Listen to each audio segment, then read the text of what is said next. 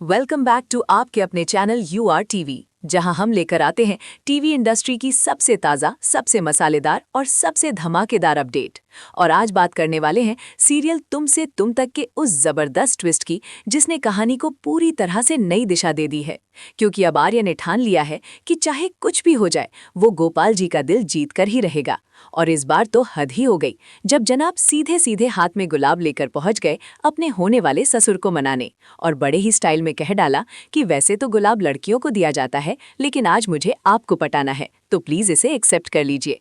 और बस यहीं से शुरू होते हैं क्यूट, फनी और इमोशनल मोमेंट्स का सिलसिला, जहां एक तरफ गोपाल जी बाहर से सख्त बने हुए हैं, लेकिन अंदर ही अंदर वो भी समझ रहे हैं कि आर्य की नीयत साफ है और अनु उसके साथ खुश रहेगी। वहीं दूसरी तरफ अनु मंदिर में हाथ जोड़कर बस यही दुआ मांग रही है कि आर्य सर की मेहनत रंग लाए, पापा मान जाए और उनकी शादी की राह में कोई रुकावट ना आए। लेकिन कहानी इतनी आसान कहाँ होने वाली है, क्योंकि गोपाल जी को सबसे ज्यादा डर है समाज का, मोहल्ले वालों की बातों का और उस फर्क का जिसे वो हैसियत और उम्र के नाम पर बार बार दोहराते हैं। और यही सुनकर आर्य ने ले लिया है 7 दिनों का चैलेंज कि वो हर हाल में उन्हें मना कर रहेगा।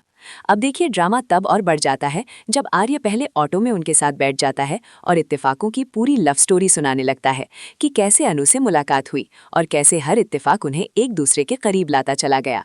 लेकिन गुस्से में गोपाल जी साफ कह देते हैं कि उन्हें कुछ नहीं सुनना और वहां से चले जाते हैं। पर भाई, ये आर्य है, इतनी आसानी से पीछा छोड़ने वाला नहीं। सीधे पहुंच जाता है उनके मोहल्ले और कहता है कि अब तो मैं यहीं रहूंगा जब तक आप मान नहीं जाते। और असली झटका तो तब लगता है जब हैसियत की बात सुनकर आर्य अपनी 20 साल पुरानी शर्ट निकालकर पहन लेता है और बिल्कुल सिंपल अंदाज में गोपाल जी के सामने खड़ा हो जाता है, ये दिखाने के लिए कि वो चाहे तो अपनी जिंदगी का हर ठाट बाट छोड़ सकता है।